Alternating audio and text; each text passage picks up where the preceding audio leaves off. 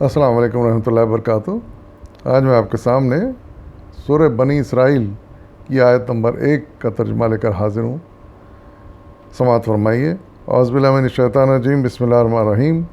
پاک ہے وہ جو لے گیا ایک رات اپنے بندے کو مسجد حرام سے دور کی اس مسجد تک جس کے ماحول کو اس نے برکت دی ہے، تاکہ اسے اپنی کچھ نشانیوں کا مشاہدہ کرائے۔ حقیقت میں وہی ہے سب کچھ سننے اور دیکھنے والا۔ صدق اللہ العظیم۔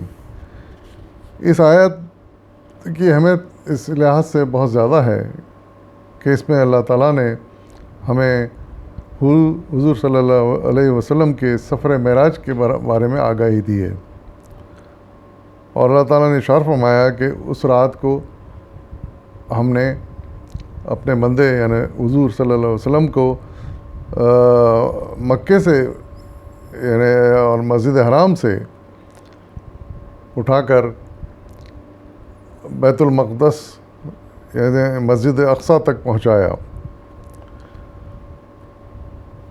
اور اس کی وجہ یہ بتائی کہ کچھ اپنی نشانیاں اللہ تعالیٰ وہاں سے دکھانا چاہتے تھے آپ کو، اور ظاہر ہے کہ اللہ تعالیٰ کی ذات سب کچھ جاننے سب کچھ سننے والی ہے اور ہر چیز کا علم رکھتی ہے۔ تو اس مختصر سی آیت میں اللہ تعالیٰ نے اس سفر معراج جسے ہم اسراء والمعراج کہتے ہیں کا احوال بیان کیا ہے، اور اس کی مزید تفسیر مولانا سید ابوالعلا مودودی رحمۃ اللہ علیہ نے اپنی تفسیر قرآن میں بیان کی ہے۔ اس کو سماعت فرمائیے، اسے اور مزید وضاحت ہو جاتی ہے۔ یہ وہی واقعہ ہے جو اصطلاحاً معراج اور اسراء کے نام سے مشہور ہے۔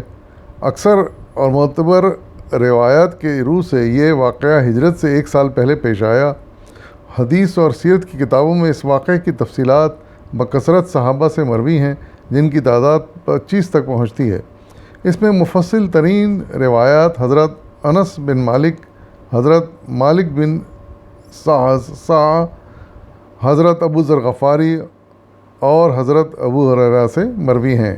ان کے علاوہ حضرت عمر، حضرت علی، حضرت عبداللہ بن مسعود، حضرت عبداللہ بن عباس، حضرت ابو سعید خدری، حضرت حذیفہ بن یمان، حضرت عائشہ اور متعدد دوسرے صحابہ نے بھی اس کے بعض اجزاء بیان کیے ہیں۔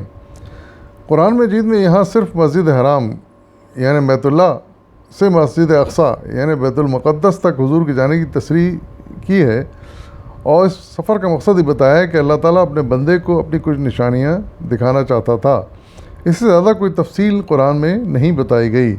حدیث میں جو تفصیلات آئی ہیں ان کا خلاصہ یہ ہے کہ رات کے وقت جبرائیل علیہ السلام آپ کو اٹھا کر مسجد حرام سے مسجد اقصیٰ تک براق پر لے گئے۔ وہاں آپ نے انبیاء السلام کے ساتھ نماز ادا کی، پھر وہ آپ کو عالم بالا کی طرف لے چلے، اور وہاں مختلف طبقات سماوی میں مختلف جلیل القدر انبیاء سے آپ کی ملاقات ہوئی۔ آخر کار آپ انتہائی بلندیوں پر پہنچ کر اپنے رب کے حضور حاضر ہوئے، اور اس حضوری کے موقع پر دوسری اہم ہدایات کے علاوہ آپ کو 5 وقتہ نماز کی فرضیت کا حکم ہوا۔ اس کے بعد آپ بیت المقدس کی طرف پلٹے اور وہاں سے مسجد حرام واپس تشریف لائے۔ اس سلسلے میں بکثرت روایت سے معلوم ہوتا ہے کہ آپ کو جنت اور دوزخ کا مشاہدہ بھی کرایا گیا۔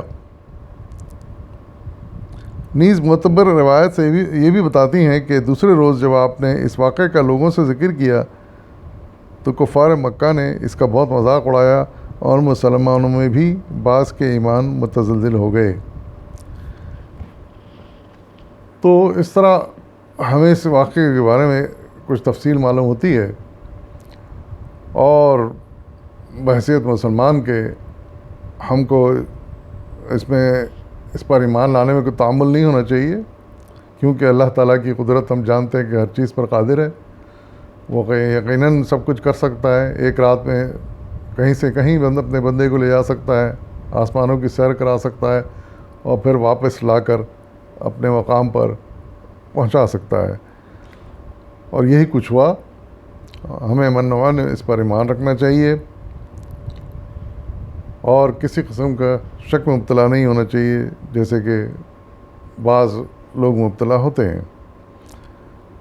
وآخر دعوانا والحمد للہ رب العالمین۔